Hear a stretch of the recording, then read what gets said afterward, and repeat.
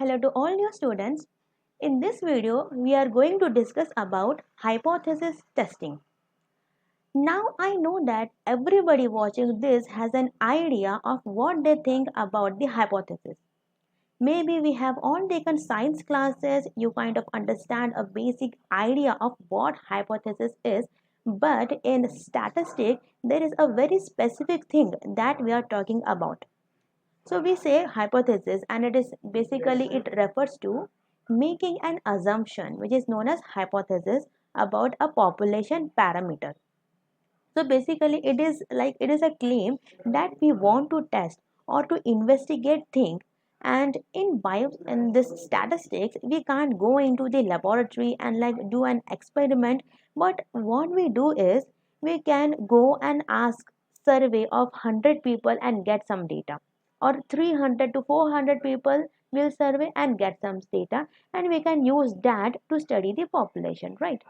So what we do here, we are collecting the sample data. Next, we are calculating a sample statistic, and lastly, we are using the sample statistic to evaluate the hypothesis. Evaluate the hypothesis means how likely is it that our hypothesized parameter is correct. To test the validity of our assumption, we determine the difference between the hypothesized parameter value and the sample value, right? So, when we talk about investigating a claim or testing a claim, what we are talking about is doing some sampling and getting that information and then testing the hypothesis so much for example, my hypothesis is when any Indian moves to America, he becomes rich. That's my hypothesis. Well, I have to do test by asking Indians settle over America over few months to few years, or people who have returned back to India from America. Okay, so it is like investigating it somehow, and in statistics we are going to be coming up with a test that we want to perform to investigate some sort of hypothesis that we are putting together.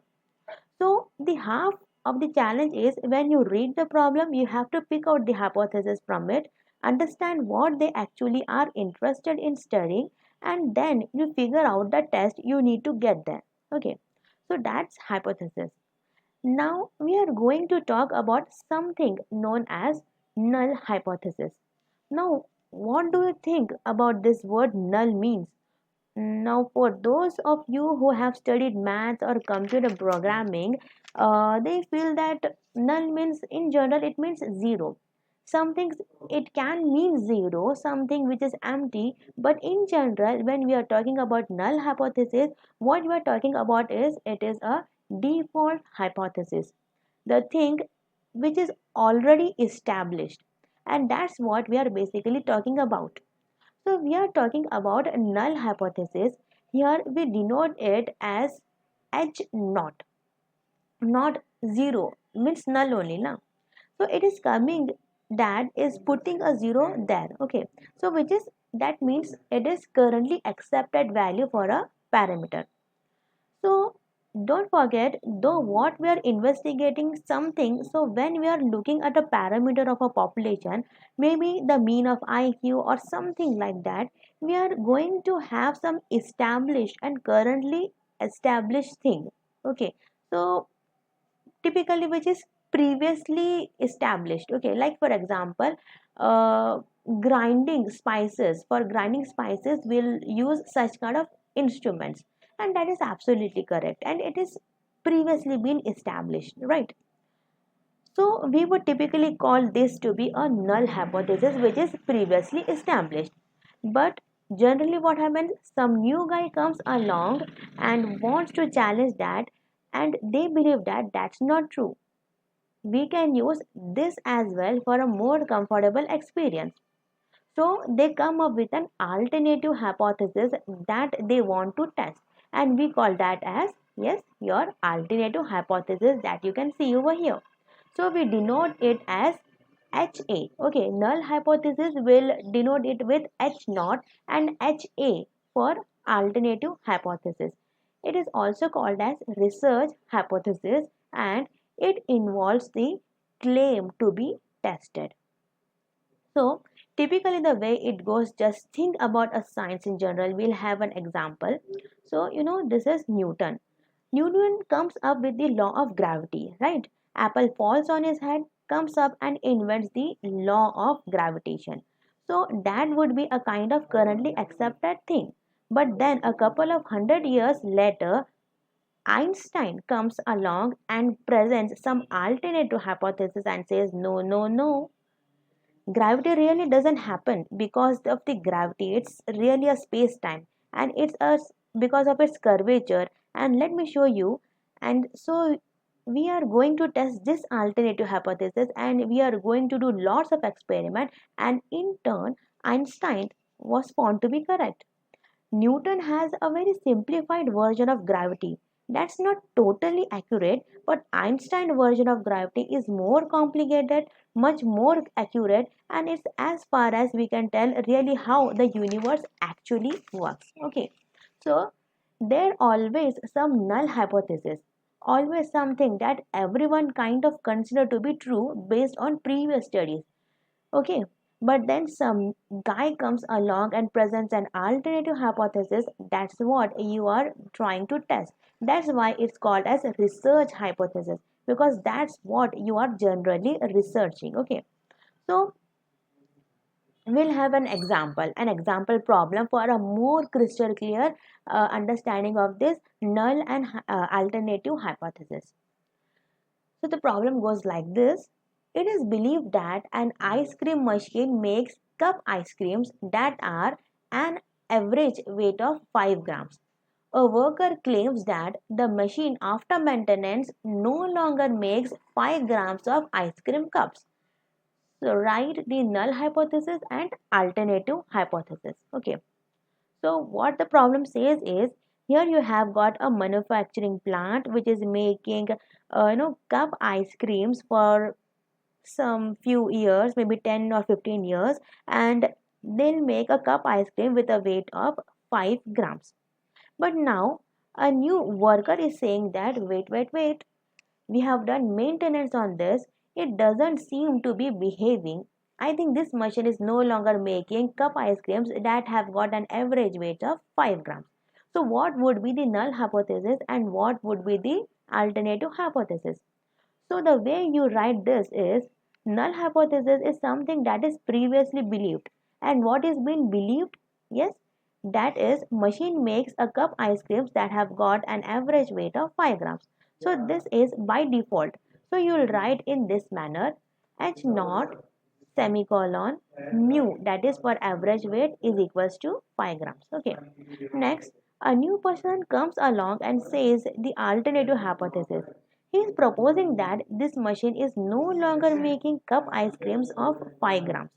The person does not know whether it's 4.9 grams or 5.1 gram or what. But statistically speaking, the person don't think this machine is making cup ice cream with 5 grams of average weight.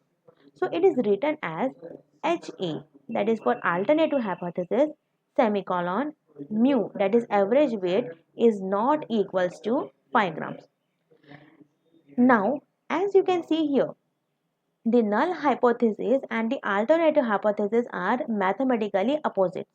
And you can see that this one, it is saying that it's equal to 5 gram, and the alternative is saying that it's not equal to 5 grams. So you can basically say both null and alternative hypothesis, they are mutually opposite. So for all of these hypothesis tests that we are going to do in this video, the null and alternative hypothesis, they are always opposite to one another mathematically. Okay, so now coming back to our problem, we are running an ice cream factory. The null hypothesis, we think that our machine were running well and it's making 5 grams of cup ice cream. But now a new maintenance guy says, hey, we have done an overhaul and now that these ice cream cups are no longer 5 grams. So that is an alternative hypothesis. So what are the possible outcomes of this test? Okay, what are the possible outcomes of this test? So we are going to assume that the null hypothesis, it is still correct. unless the evidence says that we need to reject the null hypothesis. Means unless we have got evidence to prove that the null hypothesis is incorrect. Okay. Now, when I say that this test, okay, the possible outcomes of this test, I mean this investigation of the alternative hypothesis, there are two things that can happen. First thing is either we reject the null hypothesis. Okay. So now this does not mean that this person has been promoted to be what we think he is like totally true. We are just saying that the evidence is saying this one is false and the person may be more truth than the null hypothesis. Okay. So this is the first possible outcome. The second outcome might be we fail to reject the null hypothesis. Next, either you reject the null hypothesis or you fail to reject the null hypothesis. So the question is how actually you do testing. Well, for this you need to do something which is known as the test statistics. Okay. Now, how does that work? For this test statistic, this is calculated from the sample data and used to decide. And what are we deciding? We are trying to decide whether to reject the null hypothesis or whether to we fail to reject the null hypothesis. So how we are doing it? We are we are sampling 50 cup ice cream because it is not practical to do it all of them. Let's say that we got an average value of the mass of cup ice cream. Suppose some reading we got for the average weight of 50 cup ice cream. That average value may be 5 gram or may not be 5 gram. You just got a data, right? Next, you need to determine that is this data that you have, is it statistically significant enough to reject this null hypothesis or not? Okay, so a new term, statistically significance. Now, in layman language, it means where to draw the line to help us decide if we should reject the null hypothesis or not. So, it is basically used to make a decision. Okay, so again coming back to our problem, the null hypothesis says machine makes cup ice cream with an average weight of 5 grams. But we did maintenance and after that a guy claiming that the machine is no longer making 5 grams of ice cream cups. So how would you do this in real life? I mean this about what you do if you were the maintenance guy. Well, you go grab some cup ice creams and find their mass and you would figure out if they were 5 gram or not. Okay. So let's go through that experiment and see what would you get. Let's say a guy does it on Monday and he got an average weight of 5.12 gram. Well, that's not exactly 5 gram. So technically it's not equal to 5 gram, but it's awfully close to 5 gram, isn't it? Next, and another guy on Tuesday, he did sampling with 50 cup ice cream and he got a weight of 5.72 gram. Now this is no longer close to 5. This is closer to 6 gram. So I'm starting to feel uncomfortable that this null hypothesis isn't true. I'm thinking about maybe I should reject it. And what if an another guy on Wednesday he did sampling of 50 cup ice cream and he got a weight of 7.23 gram. Now this is so far away from 5 gram and I'm almost confident that if I get this data here the machine is definitely not working properly and in this case I'll probably reject the null hypothesis.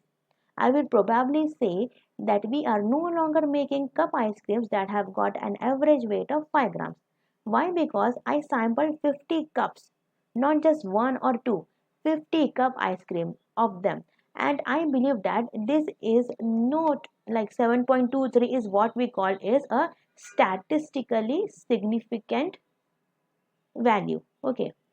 It means that I have sampled so many of them and I'm pretty sure that it's not a fluke and I think that this is so far away from pi that there is no way that this null hypothesis can be true. Therefore, I reject the null hypothesis. So it's easy to see whenever you have an answer like 7.23 gram. That's really far away. Everybody would probably agree that the machinery is malfunctioning. But I think some people, if they look at this number 5.12, means sorry 5.12, they might think that it was only 50 cups you looked. Maybe we should look at more. It's kind of far away from 5, but it's not that far away. And I think lot of people, they may look at this value 5.72 and say that's pretty damn close to 5. I mean, we should look at it again, investigate it. But I'm feeling pretty good that our machines are behaving at least okay. But still, all of those cases, they are subjective. So people would say that 5.12 is okay. Some say that 5.72, it's almost okay, but some would say that 7.23, it's not at all okay. Okay, so there is no concreteness in any of that. But in statistics, it's not what we think. It should have with what confidence you can say. Looking at the data, you should have confidence to decide when to reject the null hypothesis and when to fail to reject the null hypothesis. Here you need to guess. It means here you not need to guess. You just look, you calculate, and you decide based on the concrete boundaries. So you will get to know and another thing known as the level of confidence. We'll write it as C. Okay, and you might say the C may be equal to 95%, or some may say it may be 99%. Now, when we use C calculation, we use it in a decimal form like 0.95 or 0.99. Okay, but basically, what it is, so it is how confident is our decision. Okay, like so here we are doing a hypothesis testing. Okay, here we are doing a hypothesis testing. Uh, and we are deciding to reject the null hypothesis or fail to reject the null hypothesis. So the level of confidence is telling us how sure we are that we have made a right decision. So if we do a hypothesis testing and we got 99% confidence, then that means that we are 99% sure to reject the null hypothesis. We are 99% sure with certainty that rejecting the null hypothesis was the correct thing to do. But if we have a level of confidence of just 50%, who is going to believe you? It means if you are 50% sure that you are doing it right, nobody is going to believe that information. So you will always see confidence level up around 90% or 95% or maybe even 98 and 99%. Next, complementing to the level of confidence, we have got another thing known as level of significance, and it is denoted as alpha. And alpha is equals to 1 minus C. C is level of confidence.